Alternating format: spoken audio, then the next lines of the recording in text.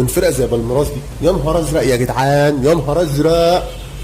اللعيبه بتضغط بالسبعه والثمان لعيبه، والباور ايه يعني فوق ال 80 منه شغال. العيال بتضغط 90 دقيقه، 90 دقيقه. انا اتفرجت على الماتش، انا قلت مثلا هيضغطوا الشوط الاول ضغط عالي خش عليك بالاربع خمس ست سبع ثمان لعيبه في نص ملعبك، ولو عديت الكوره انت مش هتعدي ولا هضربك وهاخد الكوره والتاكل. ده الباص عندهم بتاكلينج، يعني باص الكوره يديك تاكلينج يقوم حتفك من فوق الارض.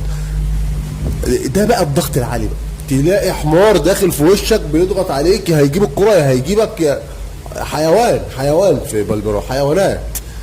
امريكا الجنوبيه جايبه لنا شويه تيران هنلاعبهم يوم الخميس. لكن طبعا هتقول لي الضغط العالي بتاع انتر ميامي ده ما كانش ضغط، ده كان لعب عيال يعني.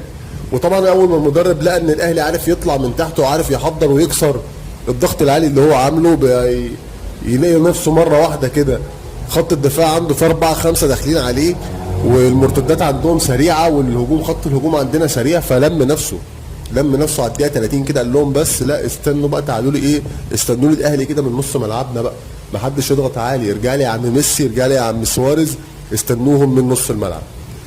وبدا اللعب يهدى بقى بعد كده. يعني انت اول 10 دقائق اول ربع ساعه انت كنت مره واحده لقيت نفسك قدام الجون 3 مرات. بعد كده الدنيا بقت لمت شويه، ليه؟ الفرقه رجعت، لان هم ما كانوا